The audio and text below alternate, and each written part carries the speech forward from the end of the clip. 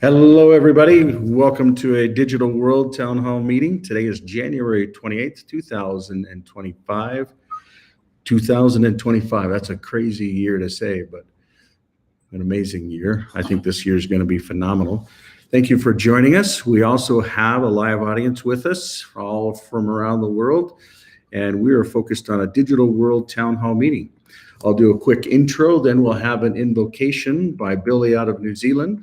Kia ora, Billy. And then we will jump into some of the advancements. So we'll review the last week in advancements, not just in the digital world, but also in the physical world. And then just general question and answers. We're grateful for those that are here as co-hosts, specifically Wally, even though some things in his world are spinning, literally, or not spinning, but grateful for those that always tune in. And this is a private membership association. Some of the things we may talk about might be forward-looking. The things we'll talk about is the problem of decentralized systems that are basically solving centralized systems. And the centralized systems are controlled by secret combinations. They come in different forms and different fashions from around generations and over dispensations, whether it's in insurance, whether it's in finance, whether it's in media, whether it's in pharmaceuticals or healthcare or lots of different things. I would even start saying things around weather and fun stuff like that, or even vaccines. But ultimately, these secret combinations go into governments and then start controlling the governments. And when we look at this sphere that we get to live on, some people think it's flat, but the reality is we all live on one earth. And when we talk about the digital world, the jurisdiction for the digital world is that earth. And super grateful to be able to live here and to be able to see the problems that we get to face as adults, as for the next generation, so that the kids don't have to deal with this as they grow up, but also so they can actually learn other lessons. And maybe as we get through some of the things, specifically around some of the things we're going to talk about today is around AI and how that ties for good and bad, as well as around decentralization and digging into what derived keys mean and how that impacts AI for the positive for future generations. I won't keep digging in on the private secret combinations and the public. If you haven't figured that out, well, just know that decentralization is actually the way to be able to solve it. Transparency and obfuscation is actually a key. So everything being happening in above board, but at the same time, the individual's identity being obfuscated. So, and finding that balance between governance, between whether we're being governed by a government or governed by a God. And with that being said, Billy, if you could offer us an invocation and just get us kicked off in the right tone and spirit, that would be greatly appreciated. Be my honor to do so. Father, we thank you for the opportunity to be together from all around the world, Lord, to have discussions today. We pray that your beautiful spirit will be in our midst to help us to reason these things through sensibly, logically, and calmly. Father, please bless us with your presence and guide us today, we pray in Jesus' loving and mighty name. Amen. Amen. Thank you. Amen and kia ora. Yeah, it's beautiful.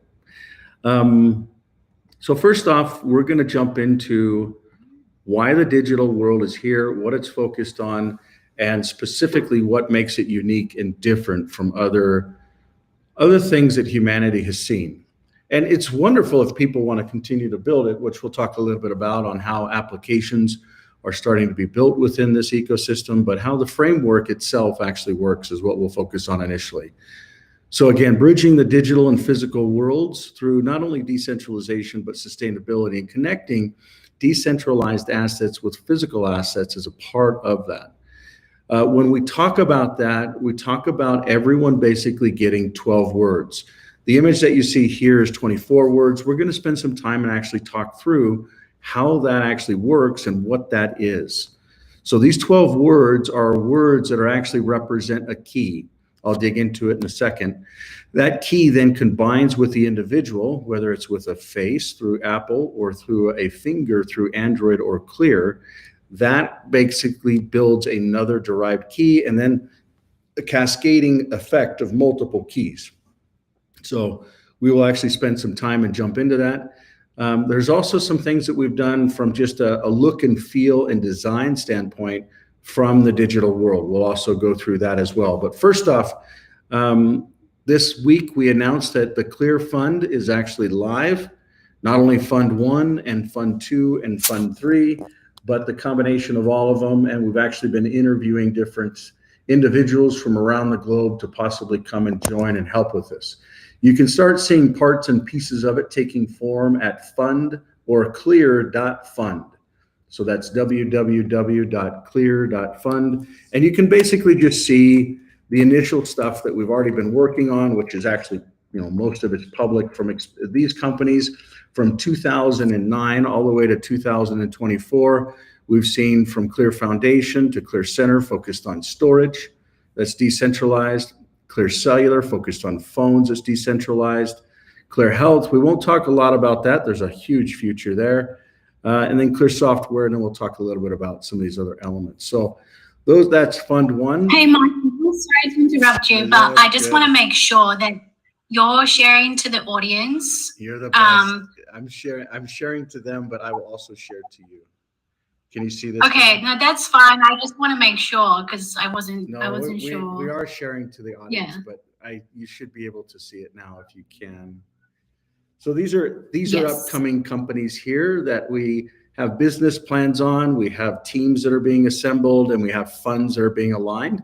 And so this will be focused on in 2024 initially, or 25, and then growing into 2026 as well.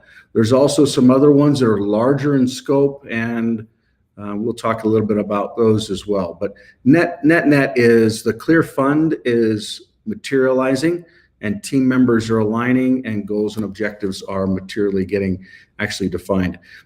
Jumping back to the digital world, this is a little bit about a new style guide that will actually tie into a new design for the actual website before we do some of the launches, particularly how it revolves around native and how that actually ties into the exchange systems and other environments. So feedback, comments, any of that stuff is wonderful. This is an example of the details of what an interface will actually look like. For those of you that have been tuning in over the last year, you've seen a lot of the work being done within the Hawaiian Kingdom. We're actually doing a little bit more within other worlds, taking a step back within the digital world, which will then cascade into those environments. So what you're seeing is a new exchange system where a user can actually log in, see their assets in real time, send, receive, and exchange them, but the keys are still managed within their actual phone environment. I've got a little tickle. So anyways, we look forward to you actually seeing that in the real world. This is some of the new websites and messaging that will actually that's been tied from some of the historical sites and content. It'll launch new things such as the new digital corporations, the D Corp, and then really positioning on how things will actually roll out in the future. This is a system that actually, or a slide that actually reviews how the Bitcoin ecosystem is slow, the Ethereum ecosystem is expensive, and then you'll find ultimately that the Ripple and Stellar ecosystems are centralized. The goal is to build an alternative for humanity to truly have a decentralized ecosystem, and then the countries, kingdoms, communities can all basically work through. Looks like we might have a new guest that is not me. Hey, welcome. Hello. Hey there. So digging into some of the details around that, you'll see not only is it countries, kingdoms, and environments, but other environments that we'll also be digging into here in the near future, especially when we start talking about some of the exchange stuff. We won't dig into this particularly today. If you haven't heard about the D Corp, it's basically a digital corporation, just like the B Corp and C Corp and others, but you'll actually find them that they pair in parallel with all of the legislation that are adopted within what we call Reg D offerings, and there'll be some things that will tie to that, as well as Reg A for those that haven't seen that. So they'll do things around governance, certification, registration, licensing, and permitting in the digital ecosystem for humanity. So we hope that you embrace that, or at least understand it. Also patents, digital patents were announced this last week or so. Digital trademarks as well. And then legislation. This is actually legislation that was reviewed. If you haven't reviewed it, This is actually the raw content, so I'll go ahead and share that with the body that's here. This is raw forms, so if you've got feedback, you can actually modify them directly. But in effect, the legislation goes into a draft format that then has transparency so that folks can actually reiterate, provide questions, provide feedback, and then we can lock it into approved legislation. So there's a time frame, there's a bunch of checklists and going back and forth. And this will actually be the first legislation that's adopted. So please, if you haven't been involved in that, please do. I won't go through some of this stuff just yet, but there's also a notary side of it and how native will be used within this new ecosystem. So with that being said, jumping back into the presentation, we're going to jump into what a lot, and actually just during this last week or so, some individuals have asked me some questions. And you know what I'm going to do? I'll actually, before I jump into this, I'm going to go through and help you to understand what's happening in the world if you're not seeing it. And this was actually brought to my attention this just even today from a member within the digital world. So we're going to watch this. This is the rise of AI on Fox News. Now, for those that know me, you know I don't watch TV or news. I do try and suck in data, but I also try and discern from truth and error, because what we believe and we see and we're exposed to, whether it's as simple as a commercial or even a movie, you know, it can impact our perspective of what reality is, and that shapes a lot of who we are. To today, because I wonder what your take is on all this. There was a little bit of a shock on Wall Street, right? There was a big reaction with the tech stocks and the NASDAQ and a big sell-off, because it seems that China may have figured out how to do a lot of this stuff better and cheaper. What's your take? First of all, there's a tremendous amount of skepticism regarding this DeepSeek product, whether NVIDIA chips are used or not, or earlier versions of NVIDIA chips. $6 million price from the desk of a hedge fund manager. I don't believe it. No one does. This is a fact I think people should really wake up to. We are in a propaganda war with China. We're in an economic war with China. We're in a technology war with China. And hopefully, I hope we don't get there, military war with China around Taiwan at some point. Mm-hmm. The country with the best AI is going to win the future of warfare in many ways, propaganda being a big thing. Now, if you put DeepSeek on your phone, it better be a burner. This is my DeepSeek phone. This is my TikTok phone. And this phone thinks I live in Phnom Penh, Cambodia.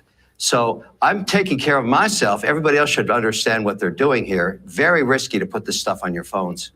Yeah, well, I got to call you after the show, Kevin, and figure out how you did that so that I could do it myself. You know, your sentiments about DeepSeek are shared by our Jackie DeAngelis, who used to follow tech stocks for a hedge fund. Here's what she said earlier today. What they essentially did here was copy technology that was already existing, that we had innovated here in the United States. I want to see how they innovate on their own when AI goes to the next level. You got something new, you got something interesting, put that out and let's see what you can do. You took something existing and you did it cheaper. That's the story of tech. So I don't think it was this huge watershed moment. In addition, we discovered by running some queries that the information is completely culled, it would seem, by the Chinese government. Getting some it's a propaganda war. I mean, bottom line here, this is a fallout from the TikTok narrative that started a few weeks ago. I mean, we've got to really figure out what the game plan is when we bring apps to the population. We have to decide, because this app itself breaches that act of Congress. If it's scraping data, and if you actually install it, it's going to ask for your email address. In the case of Google Mail, it looks like it's scraping it. So everything you've ever emailed that's sitting on the server domestically is going back to China. That sounds like a breach of the act of Congress. So we're going to get into a bit of a war here, taking these things down if they're breaching the laws that say you can't steal data from American citizens. And the bigger issue, which is going to have to get resolved even on TikTok, is maybe it's time to give data back to users so we don't have all this litigation that's coming from our own country and from other foreign countries and from users and psychologists who care about the mental state of young people. There's a whole lot of stuff that's falling out. And on top of all that, one other derivative, unforeseen consequence, check out that bill that Senator Lindsey Graham's putting out there. He's saying that all of these Chinese companies have a secret golden share that forces them to give data back. And 285 of them are listed on NASDAQ and the New York Stock Exchange. As far as I know, that's illegal. So there's a whole lot of stuff going on here, and it ain't good. Well, we know that you are in it because we know you're looking at companies like TikTok. And President Trump said this just yesterday. These were remarks in Doral about that. Listen. I have a little bias toward TikTok right now. Pardon me if I'm a little bit, I became a little bit jaded toward TikTok, but we'll see what happens. We're going to have a lot of people bidding on it. I don't know, maybe I've missed something, but where are you in this bidding war, Mr. O'Leary? Frank and I are still in it, and I think we're at the cutting edge because whoever buys it, you're going to have to solve for that act of Congress and the 9-0 decision from the Supreme Court that says specifically you can't use a single line of the 5 billion lines of Chinese code. So that's why I'm saying at the end of the day, why don't we solve this problem once and for all? We'll just rewrite the thing, make sure that it abides by the laws of the United States, and we'll give the data back to the consumers. I don't want to be sued. Either does Frank. We're tired of all this litigation. You own your data. You decide if you want to share it. And if we make money advertising to you because you want to be advertised to, we'll cut you in on the deal. We'll give you a taste of the revenue. Wet your beak, so to speak. And there's 6 million small businesses making a living on this. I want to save it, that's for sure. And let them invest beside us. That's part of the whole aspect of this deal that Frank and I put together. Just go to wonderfultiktok.com, register your interest. If you're an American and you want to own a piece beside us, you got it. You put up $1,500, you're right beside me. Well, Trump is suggesting he'd like to see a bidding war for TikTok, so we'll see how it goes. And judging by what we saw with the NASDAQ, when we had the bug up there, it seems like it's mostly gotten over what happened yesterday. But we'll keep watching it. Kevin, always great to catch up with you. Thanks so much. What is the dollar amount that you're in for before you go? We started the bidding at $20 billion cash. Well, that would be pennies on the dollar for what it's actually worth, right? Well, without the algorithm, what's it worth? Because we're not buying the algorithm, and nor can anybody else. So I don't know what they're talking about to price it more. The last trade for the whole company was a $230 billion valuation. 8% represents what we've got here in the United States. That means $20 billion is the price on the table right now. All right. We'll see how it goes. Thank you. We'll see. I have so many more questions. We'll have to have you back soon. All right. Okay. Fun times. So what we're looking at here is a couple different things. First off, with an individual that, from a business standpoint, I look at and I respect. Some of the things that he's talking about, particularly around the email and the disclosures, I'm not saying that data is not being pulled and not being leaked, which when you actually authenticate off of a third-party centralized system or decentralized system, you can literally have that data leak, not from a decentralized authentication standpoint, but when you use Apple or Google or Facebook, any of those systems, when you log in, yes, data can go out, but that's not the core issue that I'm seeing. And what I personally see is what we're talking about up here. Derived keys are not just 12 words. And what's happening within society when they're talking about this DeepSeek or even OpenAI, which OpenAI is just as a threat as DeepSeek. If you ask me, OpenAI is actually more of a threat than DeepSeek. Why would I say that? Because OpenAI is actually tied to US systems that are working together with what they're calling this Stargate system, which will in effect tie Oracle and all the other centralized systems together to share data and then link in DNA, which can then tie to other things in the future around programming, and I won't even get into that. But the net is most of you have been hearing us talk about the future of technology and why decentralization is so important. And it is here now, literally. Within the last 90 days, you start seeing AI that can actually be adopted, and it's going to be able to take through. I'm going to go ahead and pull up one of our sites that hopefully one that we've actually built this into it. So an Ethiopian site, which actually has kind of the individual's ecosystem and data environment, which is here. Again, this one has gone sideways, but this representation still stands. So we all as individuals basically operate our worlds in third-party systems, whether it's their servers, whether it's content delivery networks, but it's our data in their databases or memory. And it ties to banking, taxes, mental health, what we do in social environments, what we search for, how we use our phones, who we call, who we text, anything around medical records, whether that includes, textual records or maybe x-rays. It also ties to PCR tests, which are actually DNA tests. Don't be fooled. This whole COVID mess, it wasn't just around getting vaccinated, it was also around getting tested. And when you actually put a swab up your nose, you're taking a full PCR test, which is actually a DNA test. The same DNA sequencing systems is what they use for the PCR systems.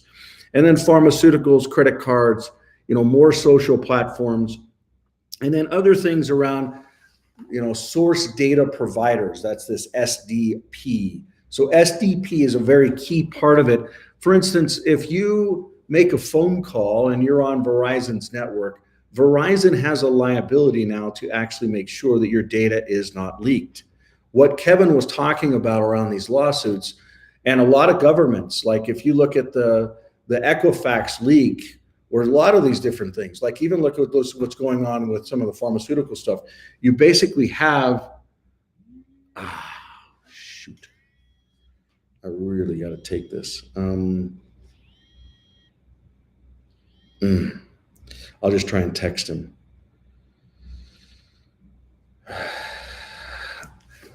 So we basically have liability that's pushed off to these third parties. And like Kevin said, this is a beautiful observation. They don't want that liability. They want to be able to use these platforms to do whatever they were supposedly doing with them, whether it's providing a cellular service or providing a marketing service, etc.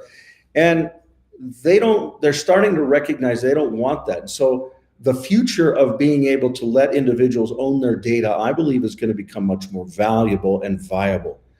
But in walks artificial intelligence. Artificial intelligence can actually stitch all of these different data sources together and build a profile around an individual. People may think that that's really good, but really that's a liability if the individual's not the one that owns it. It's good if the individual is the one that's in control of it.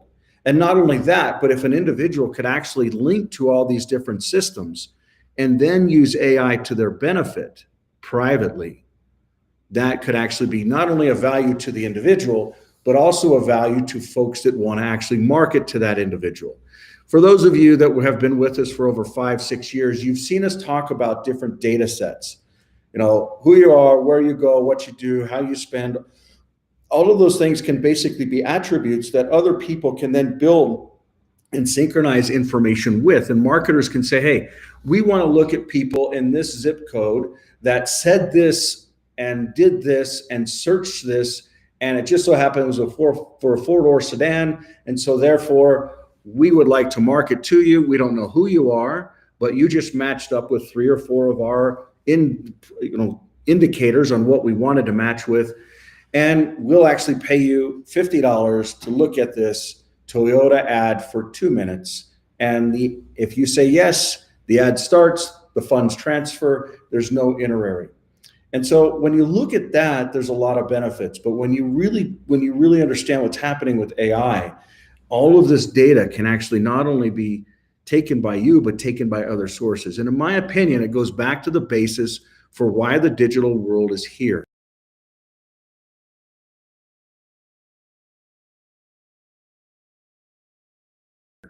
The digital world is not just humanity. We are one world. We are all individuals on this world that get the opportunity to live here, breathe the same air, share the same ecosystem. And the sooner that we figure out that we can actually love and support and live together in peace and harmony, the better off that we'll be. And I believe that by giving the data, which some call, the next oil or the next gold, we talk about this golden age. It's actually, if we can give the data to the individuals can actually start being individuals. And there's a lot of massive importance to that. And I'm going to jump into how the digital world technically actually accomplishes this. So for those of you that have seen me talk about this slide, which is all about an encryption key in 12 words that ties to derived keys, I'm going to dig in and explain that, because that's what stops artificial intelligence from following you in the digital world. We've been talking about this for forever. What Kevin O'Leary's talking about is absolutely true, but he would have to rewrite TikTok and have an authentication system like what we're talking about. Here, I'll actually show it to you. So let's say we go to, the Mexican country, okay? And if you want to actually log— Can you share your screen, Michael? Yeah, I am, but I'll go ahead and do it again. What do we got going on here?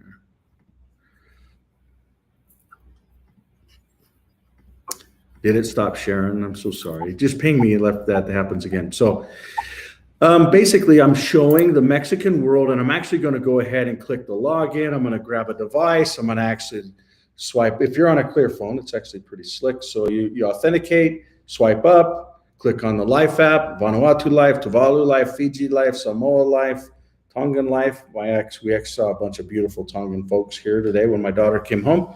So I'm going to open the Life. I'm going to say scan. It's going to do 5-factor authentication and then log me in. That logging in process doesn't use usernames and passwords, but an encryption key that's tied to me as an individual. That means all the data inside of this can also tie to me as an individual, as well as the data on my devices. So when we dig into really what a lot of this stuff talks about, it's specifically around authentication, but it goes so much deeper than that. So I'm going to jump into the details. If you haven't heard of entropy or math and the loss of it, it has a ton to do with ratios and statistics, the viability of certain things happening by chance. And encryption basically is just math, and it takes math to a maximum level of probabilities. So when we look at these different 12 words or 24 words, which some people haven't understood the difference, there's a string of characters. Some people call them bytes, and the combination of them. But if you look at 12 words, you basically have a bunch of numbers that ties to that math and the probability, and 24 actually does more. The net in the digital world, we don't really care, because we can even do it with the smallest hash or bit ecosystem that then ties to derived keys. So we're taking these 12 words, and then we'll actually take it and multiply it again and again and again. With 12 words, which is this long of a key, it basically would take almost 1 billion years to guess it, okay? And when we're talking about that, it continues to change. It does key rotation, key management, and derived keys that tie into the same basically environment. But it's not just one.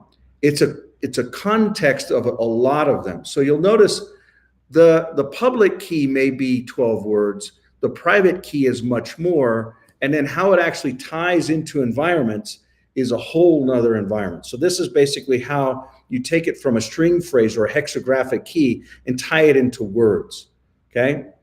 So we'll just tie the identity, the approach, the systems into different parts of our identity, like I talked about with that last wheel. So whether it's health data, agriculture data, energy data, you name it. Maybe it's around what's in your bank account, how you are educated, any degrees, any of it that basically ties to it. And what we do is we tie a derived key to each part of those data sets.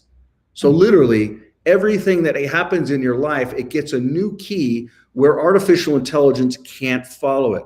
So if you really understood that, artificial intelligence, it's one thing to say, we're going to use the Lightning Network because Bitcoin is not real time, and we're going to link a public key with a user information, maybe a name, maybe a phone number, maybe an address, maybe a date of birth.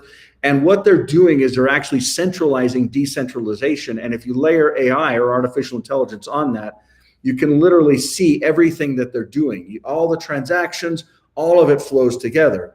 But when you do it in such a way where the keys are basically all jumbled together, and there's multiple keys, it makes it very difficult, especially when they have to be used in a certain sequence. And literally, we don't even care not only about artificial intelligence, but quantum computing. We're not afraid of any of that because of the architecture that the digital world was built on. It's like taking a puzzle and taking it and breaking it into 1,000 pieces. So this is encryption in what we call sharding, and data sharding with data encryption layered on top of it. So the data is encrypted, then it's sharded, and then it's stored in multiple locations. So a pixel or a piece of it, let's say we take a photo, break it into 1,000 pieces. We've only got, what is this, 2, 4, so 12 pieces here, but it really goes into thousands of pieces per photo. And then that is actually stored on thousands of different locations around the world. Like literally, it's not just in one part of the world, but it's around the world. So you've got data sharding, key rotation, derived keys, key management, and it all goes down to the individual, and it turns it into very, very simple environments. This could also suck in your username and passwords, whether they're in LastPass or Google or Apple, that then ties into your own derived key for passwords. So you can actually use systems, laptops, tablets, notebooks, desktops, as well as different browsers, as well as mobile devices, and actually have your username and passwords all synchronized into your own ClearID environment. Very valuable, very defensible. It's absolutely the future when we talk about not just blockchain. And people talk about blockchain and DeFi like it's the latest candy. And it's a lot of that is because what's happened over the last couple of weeks, which we're going to talk about, which is super exciting. But when we actually build all of these different security environments, it really builds the encryption side of it at a whole nother level.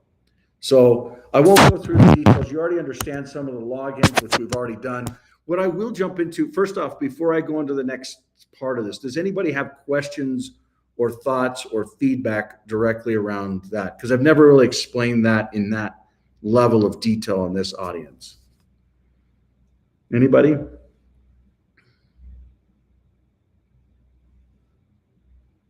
I'll give you another 30 seconds and then I'll jump to another topic if you don't have anything to ask.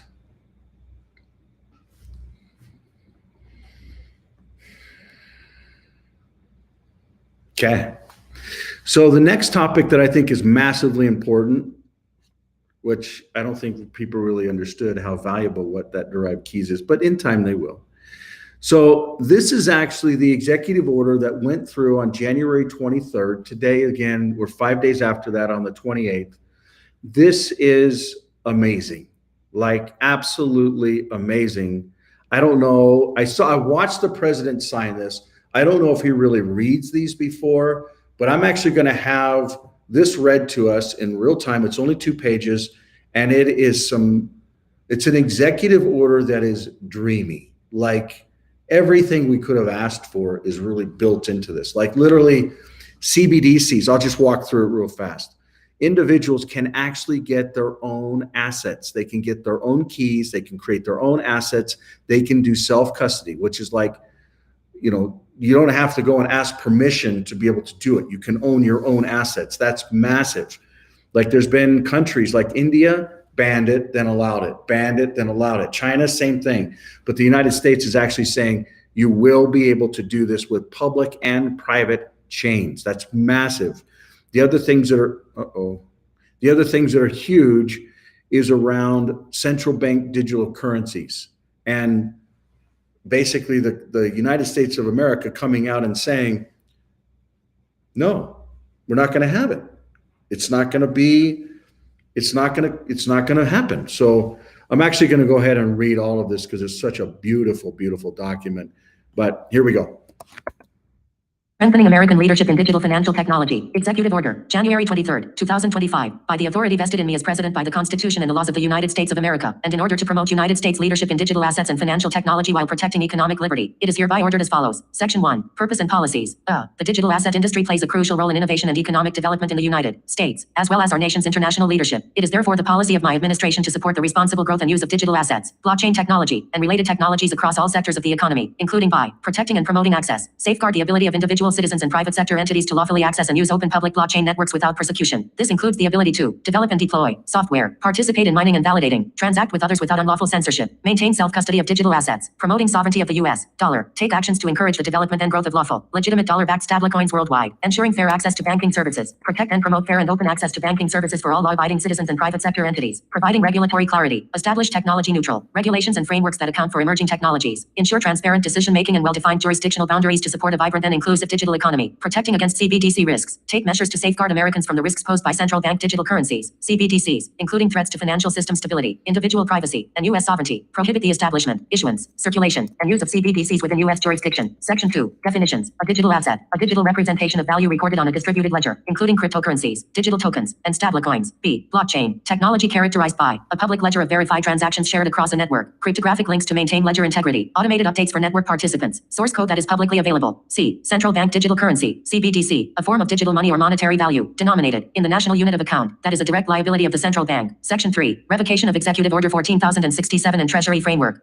Revocation of Executive Order 14,067. Executive Order 14,067 of March 9, 2022 is hereby revoked. B, revocation of Treasury Framework. The Secretary of the Treasury is directed to revoke the Framework for International Engagement on Digital Assets, issued on July 7, 2022. C, rescission of related policies. All policies, directives, and guidance issued under Executive Order 14,067 and the Treasury Framework are rescinded. D, compliance measures. The Secretary of the Treasury shall ensure compliance with the policies of this order. Section 4, establishment of the President's Working Group on Digital Asset Markets.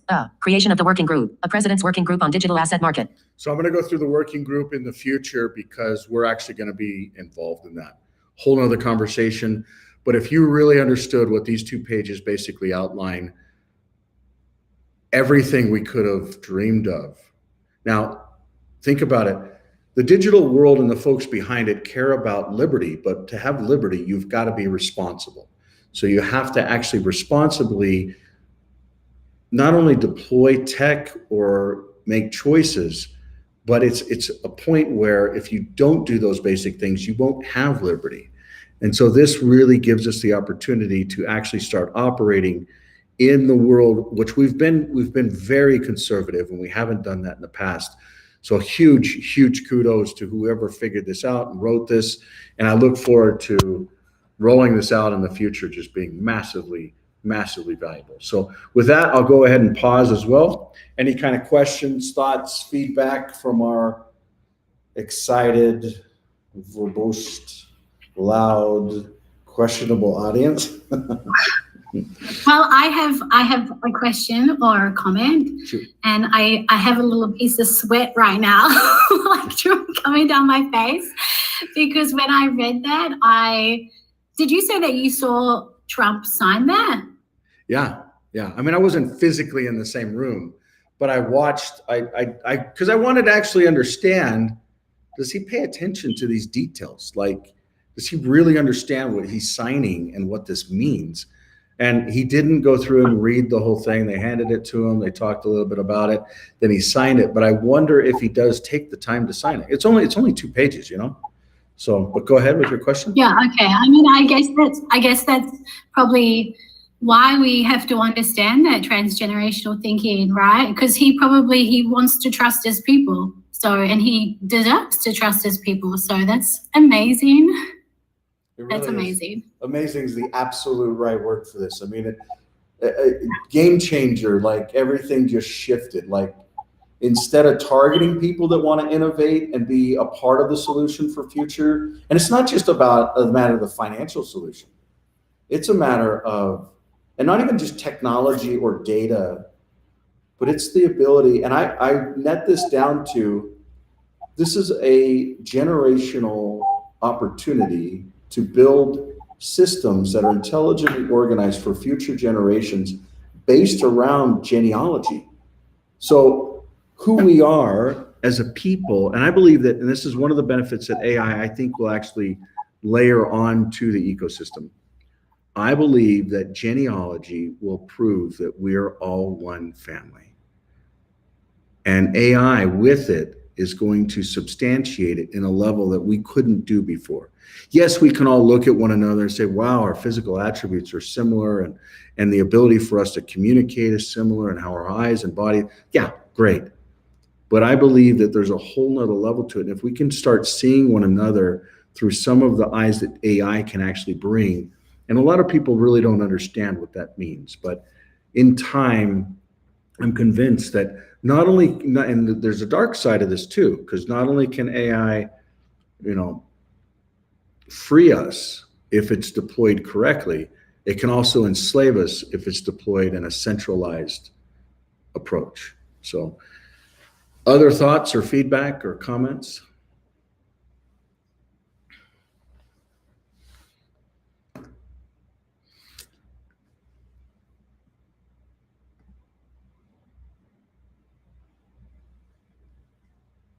Crazy, beautiful crowd today. Some of the other things that Kevin talked about was TikTok, and he talked about the 5 million lines of code and how they'd act, and supposedly, that if it's code that's developed in China, how they can't use it in the US, and so they're going to have to basically rewrite it. Which the technology is not crazy hard to rewrite, but the actual members and how they're connected is what's viable and valuable, and that's why you take a $1 trillion company and sell it for 20 billion bucks. But the point of it all is what if there was a social platform that not only did things like what TikTok and Facebook do, but they do so much more, and they give that data back to the individual. And we've talked about this for forever, but in time, we hope to be able to bring on people that are actually living this, breathing it, doing it, that are the future of the TikToks. And they're actually using authentication systems like what we're describing here.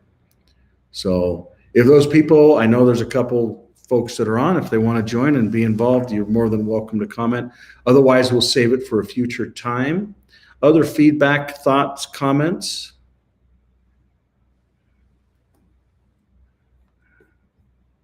If you haven't provide any guidance on the legislation docs, I'll drop them in again. The address is here. Once this next week goes by, they're actually going to be up online. Send to the group.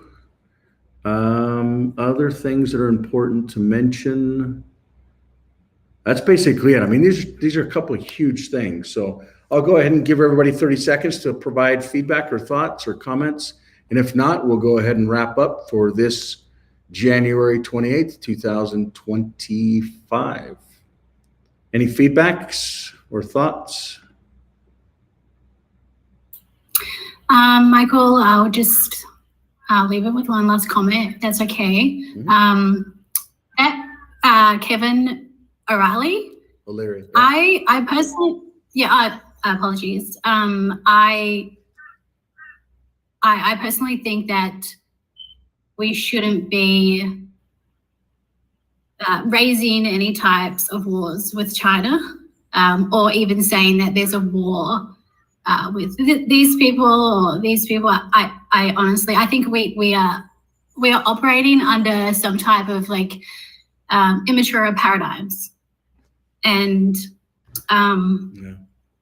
personally, the Chinese people are extremely intelligent, and I've done a lot of work with their high physics institution who have changed the world in many ways, and I'm heavily grateful for that. But I do agree with what he is talking about in terms of giving individuals the data, and I think over time, like you said, we'll see things come into fruition. So thank you. I so emphatically agree with you. As a matter of fact, I talk with people every week from all around the world, from the Middle East to Africa to Israel to Aotearoa or New Zealand, China, Hong Kong. I'm actually currently scheduling a trip to New Zealand, as well as Taiwan, as well as Vietnam and the Middle East. And I can tell you that not only are these brilliant people, but they have hearts. And it's kind of like the first time I went to Russia. As an American, there's certain things that the media, and I didn't understand the power of the media, a decade ago like I do now. But the media portrays these different environments like they're dark and they're evil and they're stupid, or they think twisted, or they're cold, or they're ugly. It's such the opposite. Like when I went to Moscow, I don't know, 8 years ago or something, my eyes were so open. It was just the opposite. As an American and how I was conditioned, was the opposite. You see smiles, you see kindness, you see hearts, you see cleanliness, you see blossoms, you see, just an amazingly clean city. And I'm not saying that they're perfect, and I'm not saying that any society is, but humanity in general is actually beautiful, wonderful, wonderful. And if we can just see it, kind of like Kevin O'Leary, they call him wonderful. And I really believe that, and I don't think that he was talking, I think he's got data sets, which I also have the same data set. So I'm privy to a settlement between China, Taiwan, and the US, priceless artifacts that were given from Taiwan back to China, plates that were given from Taiwan back to the US, and separation and monetary. We're talking $91 trillion in settlement. And this was just before COVID broke out. And ultimately, I personally, like Kevin, believe that the Third World War will actually start with China invading Taiwan to take them back, like they're doing with Hong Kong and others. But exactly what you're saying, Becca, is the right perspective. We don't need to even give that energy, feed it, think about it, run through it. And I personally believe that if they were going to do it, they should have done it over the last 4 years. That was when I really felt vulnerable as an individual. And primarily because of what that administration was doing to force the youth from 18 years old to 26 years old into male and female into mandatory, military type environments. And I think government's trying to force youth, no matter what the country, into preparing to fight and then creating these wars is all wrong.